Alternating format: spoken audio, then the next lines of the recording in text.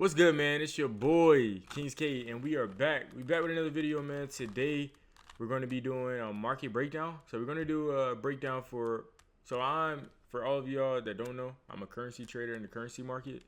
I know in the past I've posted like reactions, I posted product reviews, but I want to do this, and I think I'm definitely going to continue doing this like for a while, for a minute. But yeah, so I'm a currency trader in the currency market. Started trading about 2020. I'm on year 5. I would say around year 4, I started seeing like break even, and then year 5 is when I really started seeing like a lot of green days, and with a mix of red days as well, right? So today, what I'm going to be doing is going over a trade. So I'm going to start like a series. It's going to be like a little journey of this challenge. So I have 2 challenges that I'm trying to pass. One challenge, I started in March. It was an 8% target profit. I grew the account to like 6,500, and then I did some super stupid stuff. So I was so close to the finish line, and I just tried to jump ahead. Like I tried to take a shortcut, and once I tried taking shortcuts, I started noticing that I was throwing my trading strategy out the window. Like I wouldn't even be paying attention to my actual strategy. I would be just doing bullshit. I know what's going on in the market. I made 6,500, getting cocky, getting arrogant, doing that whole thing, and I ended up losing all 6,500, right? And I actually, not all of it, probably I lost 6,300, and it left me with like 2 and some change or something like that. So I'm currently in the process of rebuilding that challenge, and I also have like another challenge that I'm working on, right? And it's just something for me, like accountability. Like if I'm posting this video, if I'm putting it out into the world, it kind of, as far as like my strategy and then my rules, this is going to hold me accountable as far as like what I should do and what I shouldn't do. You know what I'm saying? And it can also be like good for a new trader, experienced trader, to learn lessons from the mistakes that I've made or that I will make. And that way you still gonna have to make those same mistakes, but at least you can see what I did to kind of cope with it and fix it. You know what I'm saying? So yeah, this journey, accountability, just to help new traders out, advanced traders as well. And yeah, without further ado, let's go ahead and jump right into the video, man. Peace.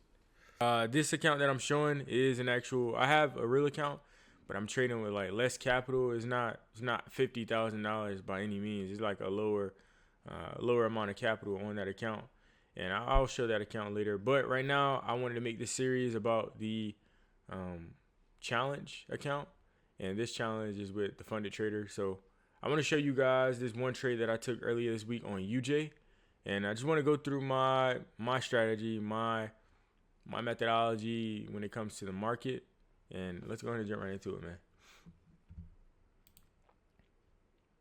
All right, so cool. So this is my account right now, my freaking challenge account for the funded trader. So as you can see, this was this past week, and I started out really bad at the beginning of the week, minus 133, minus 200, minus 220. And then, so all of this, my bias stayed the same throughout the whole week. Like I was long on the market throughout the whole week. It was just right here, these first 3 trades that I took, I tried to enter the market preemptively, right? The market wasn't ready to move up yet, and I kept trying to enter before price was, ready to move up. But these trades, I ended off the week really well, I feel like, right? So we're going to jump into UJ, the UJ trade. This UJ trade right here for a profit of 549, and plus the other. So it was all one trade, right? So it was 2 lots on UJ. The reason why it's broken up into 2 entries is because I took profits. I took probably like 50% profits at a certain level, and I left everything else to run. That's something that I'm trying to do. And then, so that's when you see profits of 549, and then later on in the week, you see profits of 683. So I just closed at 2 different times, right? All right, cool. So let's go ahead and jump right into it, man. Boom. So I already have it pulled up. So this is what I was talking about. Let's go to the 4-hour time frame. So this is what I was talking about earlier in the week when I was trying to get into the market earlier than expected or preemptively. So I'm going to remove that. All right. And cool, so I'm going to start with the top-down analysis. I'm going to start with the weekly, what I saw in the weekly, and then we'll kind of move forward from there, right? And it looks like a lot, but I like to think my charts are clean for the most part. They are clean for the most part.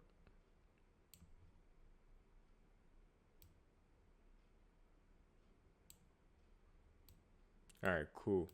So on UJ for the week, overall, price is on a downtrend on UJ, right? We made a series of lower lows and lower highs. So this was a lower low, lower high, lower low, lower high. But right here, I noticed that price started to, and if you are a beginner trader, some of these terms that I may use, you may not be as familiar with them. But if you have any questions if you have any questions about anything I talked about in this trade breakdown, then you can comment down below and I'll answer them for sure.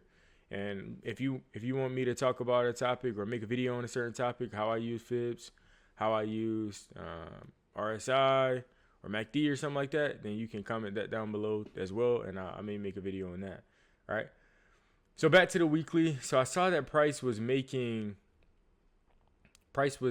already made like a higher low on the weekly time frame. So I'm like, all right, cool. So that's out of the norm of what's been going on in the market on the weekly time frame. So that gave me a bias of, okay, price may try to retest these zones up here in the upcoming weeks. So right here in this comment right here, price recently created a higher low on the 4-hour along with a tweezer. No. So that should have been price created a higher low on the 1H along with a tweezer bottom at the zone. I'm projecting that if price breaks above the 148.6 zone, 148.6, that was this previous lower high, that we will see price head towards 152.18, 155, and 158. These are just basically my fib retracement zones, or my fib. So these were the fib retracement zones. So I was projecting that if price broke above this lower high, that it would hit one of these zones right here and then maybe reverse back down towards the downside later on, right? Okay, cool. So what price did? Price created this tweezer bottom after creating this higher low.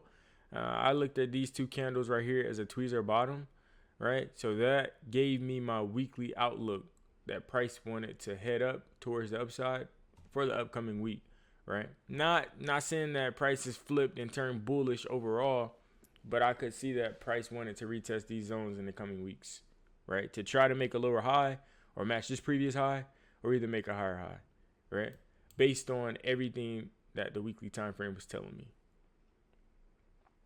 All right. Cool. And then this right here is just my projection zone. So I'll talk about projections in another video. This video is not for that, really. Just want to show you the breakdown. And then moving over to the daily time frame. So on the daily time frame, I actually saw that price was price was on an uptrend overall, right? Higher high, higher low, or a low to match. And then price made a lower high, and then price made a low to match, and then price made another lower high, and then price made a higher low right here. This caught my attention, right? Because it's something out of the norm, right? It's not just making lows anymore. It's actually making a higher low. And then I saw that price was creating this symmetrical triangle on the daily time frame as well, showing that price was ready to, or wanting to break up. So price is building pressure. Whenever you see this symmetrical triangle, price is building pressure in order to make a powerful move towards the upside or towards the downside. You can't really predict where price is going to make the move because you really don't know. But you can wait for price to tell you which side it wants to break out into, and then you can base trades based on that. So I saw price made this higher low right here. So once price made this higher low, I had a weekly analysis that, okay, price made this higher low on the daily, and then price had already closed above this top zone, right? This top level of this symmetrical triangle, price closed above it to end out last week. Once price closed above it, I was like, all right, price made this higher low. We're going to continue up to target these zones, right? This zone right here, which was a previous lower high, or this psychological key level, right? I place my trades based on psychological key levels. So I believe that the market moves based on psychological key levels and support and resistance based on higher time frames. So all the purple lines are going to be all of my weekly support and resistance zones, and all the blue lines are just daily support and resistance, daily psychological key levels slash support and resistance levels on the daily time frame, right? So these are very strong levels in the market where price can be reactive, price can potentially be reversed at those zones. That's where they're super important, right? A lot of people are paying attention to those zones in the market. All right, and then on the daily as well, what did I do?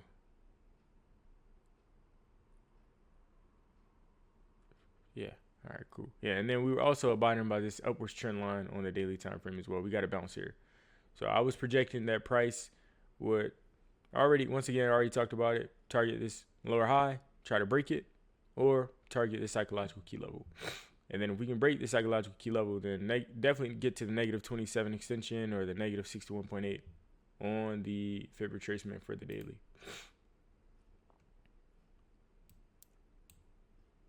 All right, and then I'm gonna go back. I'm gonna go back here.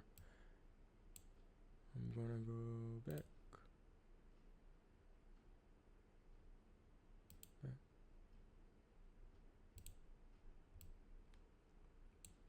All right, so with my strategy, I like to, if everything aligns correctly, I like to trade with the overall trend on the 4-hour time frame, right? So on the 4-hour time frame, if the 4-hour time frame is clean, if it's not clean and it's hard to tell what's really going on the 4-hour time frame, I'll move over to the 1-hour time frame, and then I'll base my trades based on the trend, the trend on the 1-hour time frame, right? So price created a lower low, then a lower high, and then price got stuck here after it created that lower high, and then you see price. This is not considered a higher low, but price bounced off of this trend line. This was a daily trend line that was broken. Price broke above that daily trend line, retested it as a level of support, and then once price did that, that gave me a bias. So okay, price doesn't want to continue down towards the downside anymore. Price hasn't fully reversed towards the upside, but me seeing that break above and retest of that trend line, that was a level of confluence that told me that price didn't want to continue down towards the downside anymore. So once I got that break and retest as a level of support of that trend line, I kind of viewed the 4-hour time frame as, okay, not fully reversed, but in the process of reversing. So then I scaled down. The 4-hour wasn't too clean, so then I scaled down to the 1-hour time frame.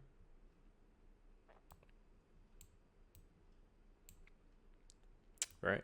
And on the 1-hour time frame, this was more clear, right? The 1-hour time frame was in an uptrend, clear uptrend. Price made a higher high, came down, made a higher low, and then price attempted to break above this higher high, but failed to do so, right? Once price failed to break above this higher high, I just drew a fib from point A to B, and then I waited for a retracement. And C, this was my preemptive entry that I tried early in the week and lost some money on. So once price made this move from A to B, I waited for a retracement at the C zone. So someone could look here and be like, oh, this was a retracement. Price rejected the 61.8 level. And in actuality, it wasn't really done retracing, right? So price actually retraced down further, hitting the 78.6 level. And then you see that the bulls tried to re-enter the market, but failed to do so for a longer term, right? So what I like to do is on my fib zones. So anytime I'm drawing a fib from a 1-hour time frame A to B, point A to B, then I like to, let me see here. I like to wait and see price retrace for a time frame. I like to wait and see how long price is retracing, right? And I don't try to guess when price is going to, be done retracing. What I do is, this is something I recently started doing. So if I notice that price is retracing, trying to make a C level in the market, trying to make a C level on the fib retracement tool, right, at one of my go zones, then what I'll do is I'll highlight, let's say for instance, if it's retracing back down towards the downside for a retracement, right, I'll highlight the most recent bearish candlestick, right? The most recent, it has to be like a very important bearish candlestick with a lot of bearish momentum. It can't just be like a small bearish candlestick. I'm talking about a very, very noticeable bearish candlestick on whatever time frame you're using your fibs on, right? So let's see. So I highlighted this one.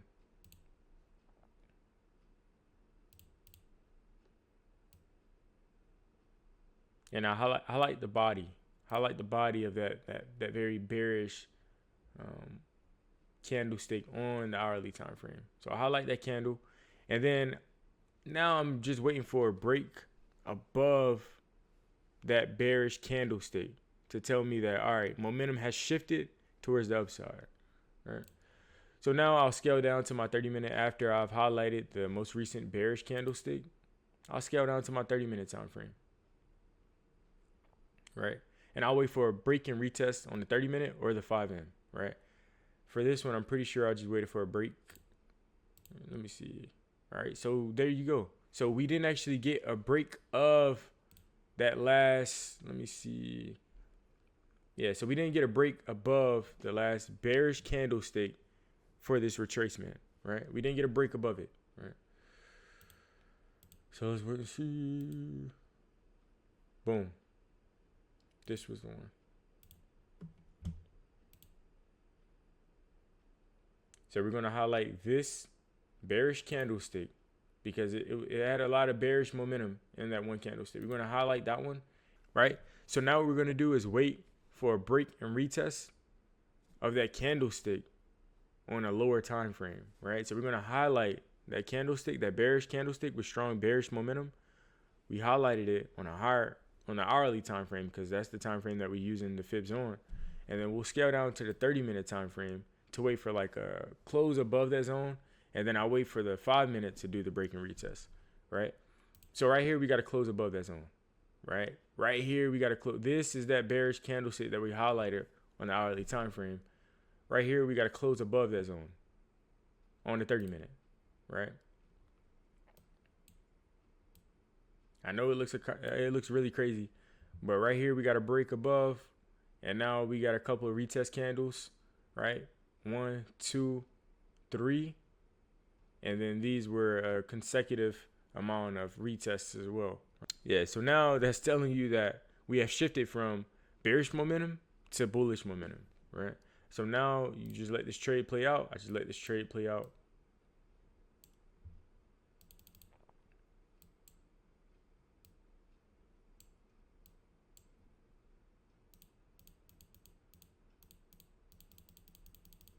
All right, and this was my TP1. And once price hit TP1, that negative 27 extension level, saw price pull back for a minute. Once I saw price start pulling back, that's when I just took like 50% profits off top. And that's where you saw the $500 profit margin from earlier. And then I left the other piece running.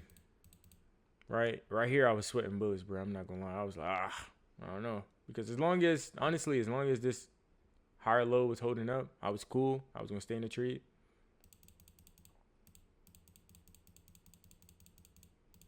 And then price ended up getting a TP2. Once price got to TP2, I was good. All right. So overall, TP1 got smashed for 82 pips, and TP2 for 102 pips. All right.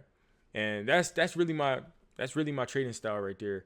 I'm not a scalper. I don't really like 20, 10, 15 pips over and over. I like to do a higher time frame analysis and try to, have my weekly projections, daily projections to try to see where price is on the higher time frames. Is price right below a level of resistance on the higher time frames? If so, then I don't want to be getting into long positions if we're at a long term level of resistance on the higher time frames. Then I'll more than likely try to formulate a bias or opinion on the market for that week, kind of aligning with that. How was it? It was a good breakdown, right? So that was the trade breakdown for that UJ trade. I hope you guys were able to take something away from it. Even if you weren't able to take like a piece of what I did and add it to your trading strategy, maybe a way that I think about the market can kind of help you like ask certain questions whenever you're trading. Yeah, hope you guys enjoyed it. Let me know what you want to see, like what kind of videos you want to see in the future. Like comment down below if you want me, if you want to see how I use Fibonacci's or what I really do as far as like my entries. What am I looking for as far as my entries? A top-down analysis, time frame analysis, time frame correlation, anything. Just let me know down at the bottom what you guys want to see, and I'll make it happen. But yeah, hope you guys enjoyed this video. More videos to come, and I'll catch you guys later. Peace.